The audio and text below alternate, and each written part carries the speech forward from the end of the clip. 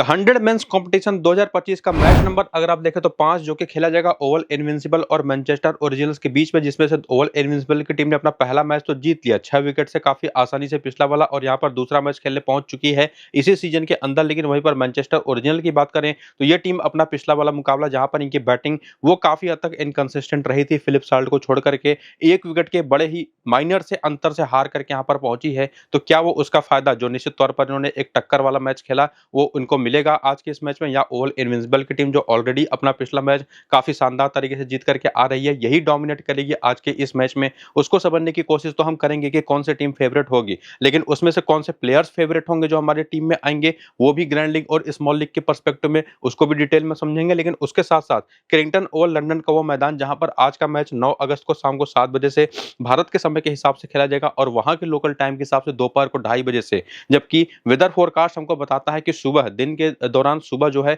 बारिश की भी संभावना है और मैच के दौरान भी हल्के फुल्के बादल आसमान पर बने रहेंगे। लेकिन इसके बारे में जो कंफर्म अपडेट होगा वो तो आपको मैं टेलीग्राम या व्हाट्सएप चैनल पर ही दे पाऊंगा, वो भी टॉस के बाद, क्योंकि यहां पर बहुत ही अनप्रेडिक्टेबल वेदर होता है, कुछ भी आप कंफर्म यहां पर कह नहीं सकते। तो उसके लिए टेलीग्राम और व्हाट्सएप को ज्वाइन करके रखिएगा जिसके बारे में आगे बताऊंगा। लेकिन जो पिछले 6 मुकाबले इस ग्राउंड पर खेले गए हैं उसमें रिजल्ट्स को जाकर के देखें तो 4 बार यहां पर पहले बैटिंग सेकंड करने वाली टीमें मैचेस जीती हैं, जबकि पहले बैटिंग करने वाली टीम ने केवल 1 मैच जीता है, 1 मैच यहां पर टाई भी हो चुका है। तो ओवरऑल जो भी टीम यहां पर टॉस जीतेगी इन रिजल्ट्स के बेसिस पर जाए तो पहले फील्डिंग करने की कोशिश करेगी, और बाकी वेदर का जो बात बताया आपको मैंने वो भी काफी हद तक इसी चीज को फेवर करेगा। और इसमें अगर आप देखें तो पिछले 6 मुकाबले में स्पिन को 26 और पेस को 46 विकेटें मिली हैं, जिसमें पेसर्स तो पूरे मैच के दौरान गेम में बने हुए हैं। हालांकि 6 मैच में जो 46 विकेटों का आंकड़ा है वो कोई बहुत ज्यादा बड़ा आंकड़ा है नहीं, जो कि ये भी इंडिकेट करता है, जिसमें स्पिनर्स को भी केवल 26 विकेटें मिली, उसमें से भी 16 विकेटें पहली इनिंग के अंदर। तो इंडिकेशन यहां से मिलता है कि बॉलर्स के लिए बहुत ज्यादा कुछ यहां पर है नहीं, हालांकि बैटर्स के पास भी यहां पर बहुत ज्यादा कुछ है नहीं, रन बनाने के मौके उनके पास होंगे, लेकिन मैच के आगे बढ़ने के साथ साथ, और यहां पर अगर आप देखें ना तो एक जो नेचर इस पिच का होता है वो यही कि अगर आप यहां पर स्कोर एक्सेलरेट करने जाएंगे बहुत तेजी से, अंधाधुंध शॉट खेलेंगे तो यहां पर विकेटें गिरेंगी, क्योंकि जो गेंद है वो तेजी के साथ भी बल्ले पर आती नहीं उतनी आसानी से। बाकी स्कोर कार्ड को भी अगर आप देख लें तो 2025 के अंदर 3 T20 मैचेस इस ग्राउंड पर खेले गए थे, उसमें 141 का स्कोर चेंज हो गया था 4 विकेट के अंतर से। यहां पर देखें तो 201 का स्कोर तो बहुत ही आसानी से डिफेंड हो गया था, लेकिन यहां पर 222 का स्कोर भी चेंज हो गया था। मतलब पिच ही ऐसी है जहां पर चेंज होते रहते हैं स्कोर। 2025 में तो आप देख ही पा रहे हैं 200 प्लस का स्कोर भी चेंज होता चला गया है। और जो विकेटों की संख्या के दौरान आपको मैंने बताया था कि बॉलर्स के लिए यहाँ पर कुछ होता नहीं, तो ओवरऑल बैटिंग पिच यहाँ पर देखने को मिल सकती है, जिसमें वेदर अगर वैसा ही हुआ जैसा मैंने आपको बताया था तो पावर प्ले के दौरान नई गेंद से गेंदबाजों के लिए मौका होगा। और पिछले सीजन में जो 3 द 100 के मैचेस इस ग्राउंड पर खेले गए थे उसमें भी देखें तो 126 का स्कोर के जवाब में सामने भी 126 का स्कोर बन गया, तो मैच तो टाई हो गया, जहां पर पावर प्ले की स्कोरिंग भी यहां पर आप देख सकते हैं। लेकिन यहां पर 118 का स्कोर चेंज हो गया, यहां पर 96 का स्कोर तो चेंज होना ही था। लेकिन एक चीज जो क्लियर हो रही है वो ये कि पहली इनिंग के कंपैरिजन में सेकंड इनिंग में बैटिंग करना इजी है, तो जो भी टीम टॉस जीतेगी वो पहले फील्डिंग करने की कोशिश करेगी। और उसके साथ साथ पिच के बारे में और वेदर के बारे में जो फाइनल अपडेट होगा वो भी देखना जरूरी होगा, जो कि आपको मैं टेलीग्राम और व्हाट्सएप पर बता दूंगा टॉस के बाद। और साथ ही साथ जो फाइनल टीम बनेगी वो भी टेलीग्राम और व्हाट्सएप पर बता दूंगा, तो दोनों को जाकर के ज्वाइन करिए। लिंक आपको इसी वीडियो के डिस्क्रिप्शन में और कमेंट बॉक्स में पिन कमेंट में मिल जाएगा टेलीग्राम और व्हाट्सएप का लिंक, जिसको क्लिक करके आपको ज्वाइन करना है। और फिलहाल आगे आकर के प्लेइंग 11 और बैटिंग ऑर्डर देखें। ओवल इनविंसिबल का जो अपना पिछला मैच जीत करके आ रही है, तो बैटिंग ऑर्डर तो आपके सामने है, जिसमें जो बॉलिंग ऑप्शन अगर आप इसको देखें तो कुल मिलाकर के 7 बॉलिंग ऑप्शन पिछले मैच में ट्राई किए गए थे। साउटर और विल जैक्सन ने केवल एक ओवर करा था, तो ज्यादा बॉलिंग ऑप्शन के तौर पर ये उतने मेन आंकड़े इनके साथ आपको देखने को नहीं मिलेंगे। हालांकि राशिद खान ने पूरे 4 ओवर करे, सैम करन ने पूरे 4 ओवर करे, टॉम करन ने भी 3 ओवर कर दिया था, जिनको लेकर के कंफ्यूजन था। बाकी जॉर्डन क्लार्क ने शुरुआत में ही 2 ओवर करके 2 विकेट लेकर के गए, और जेसन बेरेंडॉर्फ ने 4 ओवर करे, हालांकि उनको विकेट मिला नहीं। बाकी बेंच के जो प्लेयर्स उनके नाम तो आप देख ही पाएंगे, लेकिन उसके साथ साथ इनके करियर के डेटा को भी अगर आप देखना चाहें तो वो भी देख सकते हैं कि द 100 में कैसा करियर चला है, जिसमें खास करके बेंच पर से देखें ना तो गस एटकिंसन एक ऐसे नाम हैं जो अब अवेलेबल हैं और आज का मैच खेल भी सकते हैं। हालांकि कंफर्मेशन नहीं है कोई, लेकिन फिर भी अवेलेबल हो चुके हैं। 7 मैच पर 10 विकेट ये ले चुके हैं अपने पूरे करियर में, जो इन्होंने द 100 फॉर्मेट के अंदर खेला। और बाकी करियर के आंकड़े बाकी खिलाड़ियों के भी, बल्लेबाजों के, गेंदबाजों के, ऑलराउंडर्स के आप यहाँ पर देख सकते हैं। रीसेंट फॉर्म अगर आप उसके बाद देखने के लिए आए तो यहाँ से क्या दिखता है कि जो पहला मैच एक तो हुआ जिसमें यह टीम अपना मैच जीत करके बड़ी आसानी से आई है, जिसमें विल जैक्स ने बल्ले से 24 रन बनाए, बॉलिंग करते हुए विकेट मिला नहीं। उसके पहले भी काफी बढ़िया फॉर्म में रहे थे, तो ये तो एक 100% पिक है जिनको हम मिस कर नहीं सकते, क्योंकि अपनी बॉलिंग के साथ साथ बैटिंग की भी यूटिलिटी लेकर के आते हैं। बाकी तवांदा मोइये जिन्होंने पिछले मैच में 18 रन बनाए, उसके पहले जबरदस्त फॉर्म में थे,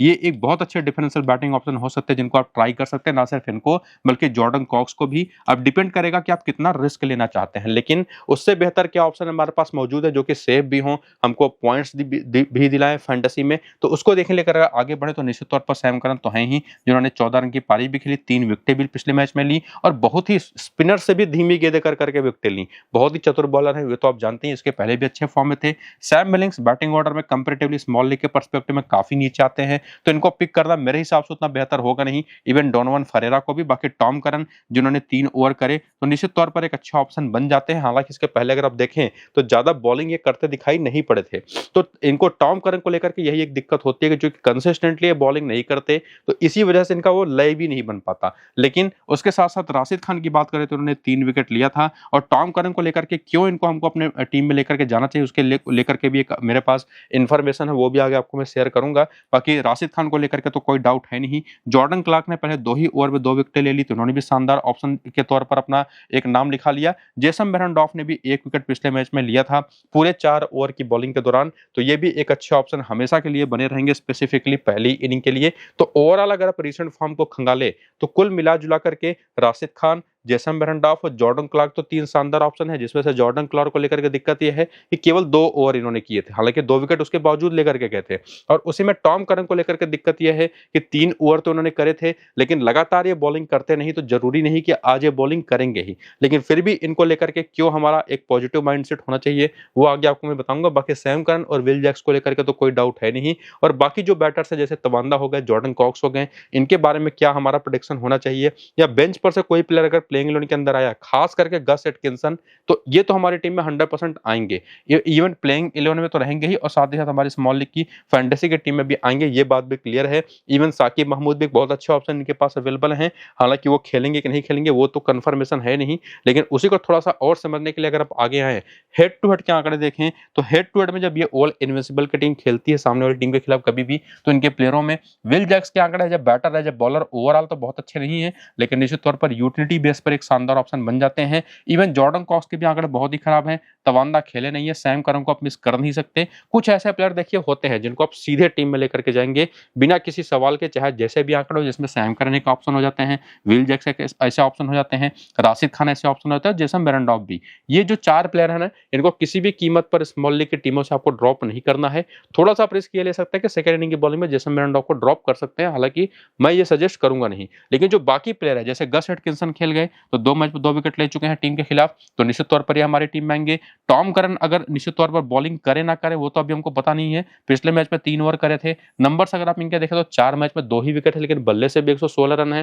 हालांकि जिस नंबर पर ये बैटिंग करने आ रहे हैं वहां पर इनकी बैटिंग की वो यूटिलिटी बनेगी कि नहीं वो निश्चित तौर पर कंफर्म नहीं है, लेकिन जो ओवरऑल ये पॉसिबिलिटीज लेकर के आते हैं उसके दम पर काफी शानदार ऑप्शन बन जाते हैं। बाकी सैम मिलिंग्स का नाम भी यहाँ पर काफी अच्छे तौर पर दिखाई तो पड़ रहा है, लेकिन मेरे हिसाब से इनसे बेहतर है कि आप तवांदा या जॉर्डन कॉक्स के साथ जा सकते हैं। लेकिन क्या उसमें से कोई अच्छा ऑप्शन है जिसके ऐसे आंकड़े हों कि हम उनको लेकर के जाएं, उसके लिए वेन्यू के आंकड़े हम देखने के लिए आगे आएंगे, जिसमें देखेंगे कि तवांदा इसी मैदान पर 6 मुकाबले खेल करके 182 रन बना चुके हैं 30 के एवरेज से, और वहीं पर जॉर्डन कॉक्स भी इस मैदान पर 12 मैच खेल करके 383 रन बना चुके हैं 38 के एवरेज से। तो इन दोनों में से किसी को भी एक डिफरेंशियल ऑप्शन के तौर पर आप ट्राई कर सकते हैं। बाकी विल जैक्स हो गए, सैम करन हो गए और टॉम करन हो गए, ये तीनों सबसे फेवरेट ऑप्शन हमारे इसलिए भी होंगे, स्पेसिफिकली टॉम करन, क्योंकि ये तीनों के तीनों अपने होम ग्राउंड पर मैच खेलेंगे। ये जो आज का मैदान है ये तीनों का तीनों अपना होम ग्राउंड इनका रहेगा, तो निश्चित तौर पर अपने होम ग्राउंड पर खेलना तो किसी भी प्लेयर के लिए एक अच्छी बात होती है, और एक संभावना भी बनाती है कि वो काफी हद तक अच्छी परफॉर्मेंस दे करके जाएं।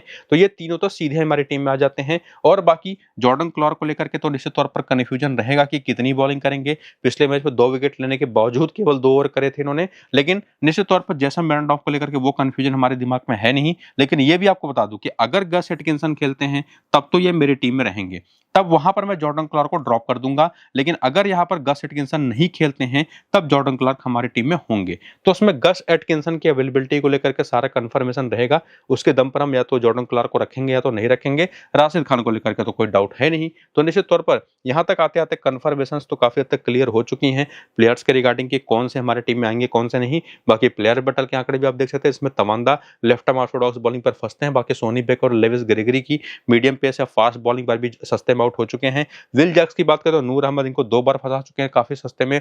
बाकी स्कॉट करी इनको सस्ते में आउट कर चुके हैं, टॉम हार्टली आउट कर चुके हैं। ओवरऑल स्पिन के खिलाफ ये भी फंसते हैं। बाकी सैम करन की बात करें तो इनके आंकड़े ऑलमोस्ट हर एक बॉलर के खिलाफ काफी बेहतर हैं और निश्चित तौर पर 11 गेंद पर 22 रन बनाकर अगर एक बार आउट हुए ना तो वो भी मैं बेहतर ही कहूंगा। इसके बाद जॉर्डन कॉक्स की बात करें तो ये भी लेफ्ट आर्म ऑर्थोडॉक्स बॉलिंग पर फंसते हैं और लेविस ग्रेगरी वो काफी बार बार आपको दिखाई पड़ेंगे। तो एक जो टाइप ऑफ बॉलिंग है लेफ्ट आर्म ऑर्थोडॉक्स वो इस टीम के खिलाफ काफी इफेक्टिव साबित हो सकती है, वो चीज हमको यहाँ से समझ में आया। बाकी नूर अहमद और लेविस ग्रेगरी तो बार बार दिखाई पड़ ही रहे हैं। सैम मिलिंग्स के आगे भी, टॉम करन के आगे भी यहाँ पर आपको लेविस ग्रेगरी दिखाई पड़ जाएंगे। बाकी डोनोवन फेरेरा के आगे लेग स्पिन और स्कॉट करी आपको दिखाई पड़ जाएंगे। तो निश्चित तौर पर ये जो ऑप्शन है बॉलिंग के जिसमें ऑल इनविंसिबल की तरफ से तो हमने ये देख लिया कि कौन से बॉलर कौन से बैटर कौन से ऑलराउंडर हमारी टीम में आएंगे। लेकिन प्लेयर बैटल के आंकड़े देखकर कुछ क्लैरिटी हमको ये भी मिली कि सामने की टीम की तरफ से कौन से बॉलर हमारी टीम में आने चाहिए और वो बॉलर है यहाँ पर लेविस ग्रेगरी, वो है स्कॉट करी, वो है नूर अहमद और अगर कोई लेफ्ट आर्म ऑर्थोडॉक्स बॉलर होता तो वो, हालांकि वो आपको फिलहाल प्लेइंग 11 में तो दिखाई नहीं पड़ रहा। हालांकि ये भी आपको पता होगा कि रचिन रविंद्र अभी अवेलेबल है नहीं, ये अभी टेस्ट मैच खेल रहे हैं जिम्बाब्वे के अंदर, उसके बाद अवेलेबल हो जाएंगे तो इनको लेकर के तो कुछ सोचने की भी जरूरत नहीं है। टॉम हार्टली को अगर ये टीम खिला लेती है प्लेइंग 11 के अंदर तो निश्चित तौर पर वो एक ऐसे लेफ्ट आर्म ऑर्थोडॉक्स बॉलर हैं जो परेशान कर सकते हैं। बाकी बैटिंग ऑर्डर प्लेइंग 11 तो आप देख ही रहे हैं। पिछले मैच में जो बॉलिंग हुई थी जिसमें जिमी एंडरसन ने 4 ओवर करे थे, कोई सफलता नहीं मिली। सोनी बेकर ने पूरे 4 ओवर करके 2 विकेटें निकाली थी, एक्सप्रेस पेस बॉलिंग करते हैं। लेविस ग्रेगरी ने 3 ओवर करके 1 विकेट लिया था। नूर अहमद ने 4 ओवर करके 2 विकेट लिया था। फरहान अहमद जो कि एक ऑफ स्पिन बॉलर है, इनको 1 ही ओवर दिया गया था। बाकी स्कॉट करी ने तो आकर के बाद में डेथ ओवर में और मिडिल ओवर में मिला करके 4 ओवर में 1-1 विकेट लेकर के शानदार बॉलिंग अपनी जारी रखी और 4 विकेट निकाल करके शानदार तरीके की परफॉर्मेंस देकर के गए। हालांकि अपनी टीम को जिता नहीं पाए लेकिन मैच को रोमांचक कर दिया था उन्होंने काफी हद तक। बाकी 100 करियर स्टैट भी अगर आप देखना चाहें तो वो भी देख सकते हैं हर एक प्लेयर का, और उसको देखने के साथ साथ अगर आप आगे बढ़े रिसेंट फॉर्म की तरफ तो उसको भी देख सकते हैं, जहां पर पिछले मैच में आपको मैंने बताया ऑलरेडी बता रखा है कि फरहान अहमद और जिमी एंडरसन को विकेट नहीं मिला था, लेकिन नूर अहमद ने 2 विकेट लिया था, सोनी बेकर ने 2 विकेट लिया था, साथ ही साथ 4 विकेट स्कॉट करी ने लिया था। लेविस ग्रेगरी एक बहुत इंपॉर्टेंट प्लेयर है जिन्होंने 1 विकेट लिया था। तो ये चारों ऑप्शन तो सीधे हमारी टीम में अपने परफॉर्मेंस के दम पर आते हैं। उसमें फिलिप साल्ट जबरदस्त फॉर्म में है, ये भी टीम में आ जाते हैं। और बाकी बैटिंग ऑप्शंस जो है ना उसमें बटलर और क्लासन 2 ऐसे बड़े नाम हैं जिनको आप मिस कर ही नहीं सकते। तो यहां से रिसेंट फॉर्म के दम पर और प्लेयर्स की जो कैपेबिलिटीज हैं उसके बिहाफ पर निश्चित तौर पर 7 ऑप्शन सीधे सीधे हमारी टीम में आते हैं। परफॉर्मेंसेज आप देख ही सकते हैं, उसके पहले का भी फॉर्म देख सकते हैं। लेकिन बेंच पर भी जोश टग एक ऐसे नाम है जो अगर खेलते हैं तो काफी इंपॉर्टेंट रहेंगे। टॉम हार्टली के बारे में ऑलरेडी आपको मैं बता चुका हूँ क्यों इंपॉर्टेंट हो सकता है अगर खेलते हैं तो। लेकिन थोड़ा सा और आगे बढ़ करके क्या एक्चुअली हम 7 प्लेयर लेकर के जाएंगे उसी को समझने के लिए अगर आप आए हेड टू हेड के आंकड़े देखें ना तो हेड टू हेड में तो फिलिप साल्ट के आंकड़े बहुत ही खराब है। 5 मैच 84 रन है, केवल 34 का हाईएस्ट स्कोर है। लेकिन मैटी हर्ट्स एक अच्छे डिफरेंशियल बैटिंग ऑप्शन निकल करके आ सकते हैं जिनके एक मैच में 50 रन है। बाकी बटलर के 3 मैच में केवल 82 रन है, ये दोनों प्लेयर खेले नहीं है। ग्रेगरी के 3 मैच में 87 रन है, 1 विकेट है। स्कॉट करी के 1 मैच में 2 विकेट है, बाकी प्लेयर्स या तो खेले नहीं। हार्टली खेले हैं तो 5 मैच में केवल 3 विकेट है, 3 मैच में 3 विकेट है यहाँ पर जॉस गार्टन के।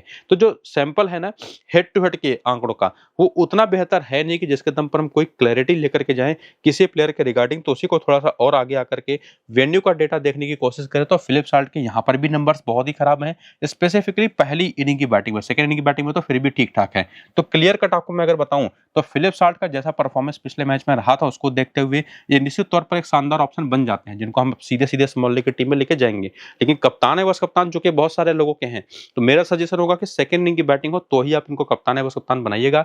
बाकी बटलर और क्लासन को तो देखिए आप मिस नहीं कर सकते, दोनों के नंबर इस ग्राउंड पर काफी ठीक ठाक हैं। लेविस ग्रेगरी को भी कतई आपको मिस नहीं करना और इवन स्कॉट करी को भी। और बाकी जो बॉलिंग ऑप्शंस है ना उसमें से नूर अहमद एक ऐसे नाम है जो 100% टीम में आपके आने ही चाहिए। बाकी जिमी एंडरसन, सोनी बेकर और जो बाकी ऑप्शंस हैं वो निश्चित तौर पर हमारी टीम में अब आ नहीं पाएंगे क्योंकि हमारे पास ऑलरेडी इतने ऑप्शन हो चुके हैं। लेकिन एक चीज आपको ध्यान में रखनी है कि अगर पहली इनिंग की बॉलिंग है तो वहां पे आप ध्यान में रखिएगा कि पहली इनिंग की बॉलिंग है तो सोनी बेकर को लेकर के जाइएगा, सेकेंड इनिंग की बॉलिंग है तो ही आप स्कॉट करी को ट्राई करिएगा। जो कि स्कॉट करी देखिए वो पावर प्ले पे बॉलिंग करता आपको दिखाई नहीं पड़ेंगे, ज्यादातर बाद के ओवर्स में ही आएंगे, जबकि सोनी बेकर शुरुआत में ही बॉलिंग करने आ जाएंगे। और वेदर ऐसा होने वाला है कि जो कि इनको हेल्प करेगा। बस आपको डिसीजन लेना है कि फिलिप साल्ट और हेनरिक क्लासन में से क्या आप दोनों को लेकर जाएं या किसी एक को ड्रॉप भी कर दें, वो रिस्की होगा ऑप्शन निश्चित तौर पर। तो ये चीज आपको यहाँ पर क्लियर हुई। बाकी प्लेयर बैटल के आंकड़े भी आप देखना चाहें तो वो भी देख सकते हैं, जिसमें फिलिप साल्ट बात करें तो सामने की जो बॉलिंग ऑप्शन है उसमें सैम करन पर काफी परेशान रहे हैं, काफी हद तक टॉम करन ने भी सस्ते में आउट कर रखा है। इवन राशिद खान की पहली ही गेंद पर आउट हो चुके हैं, विल जैक्स भी, गस एटकिंसन भी, साउटर भी आउट कर चुके हैं, लेकिन उन पर बेहतर खेले हैं। मैटी हर्ट्स की बात करें तो इनको ऑफ स्पिन पर दिक्कत होती है, जिसमें से विल जैक्स ने भी इनको एक बार आउट कर रखा है। हेनरिक क्लासन की बात करें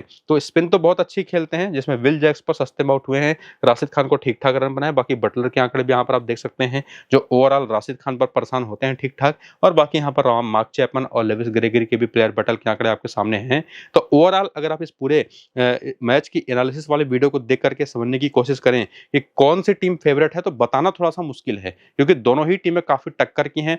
पहला मैच जरूर हार करके आई है मैनचेस्टर ओरिजिनल की टीम, लेकिन आप उसको आउट नहीं कर सकते गेम से। हालांकि उसमें एक चीज और भी था कि परफॉर्मेंस अच्छी नहीं थी बैटिंग की, लेकिन नाम बहुत बड़े बड़े हैं, बटलर है, क्लासन है, फिलिप साल्ट है, तो किसको आप इग्नोर करोगे। तो इसी वजह से मैच तो काफी टक्कर का होता दिखाई पड़ रहा है। मेरे हिसाब से ओवल इनविंसिबल की टीम थोड़ी सी ज्यादा बेटर है, जो कि पिछले मैच में स्कॉट करी ने मैच को काफी हद तक रोमांचक बना दिया था।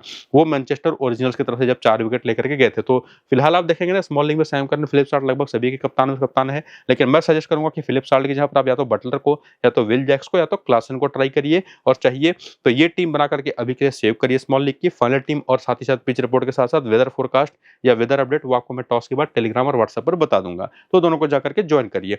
लिंक आपको ज्वाइन करने का इसी वीडियो का डिस्क्रिप्शन में और कमेंट बॉक्स में जो पिन किया हुआ कमेंट है वहां पर देखने को मिल जाएगा। तो जल्दी से जाकर के लिंक को क्लिक करके ज्वाइन हो जाइए टेलीग्राम व्हाट्सएप पर। उससे जरूरी है कि वीडियो शुरू से अंत तक पूरा देखिए। तो फिलहाल ये वीडियो यहाँ पर करेंगे खत्म, चलते हैं, नमस्कार।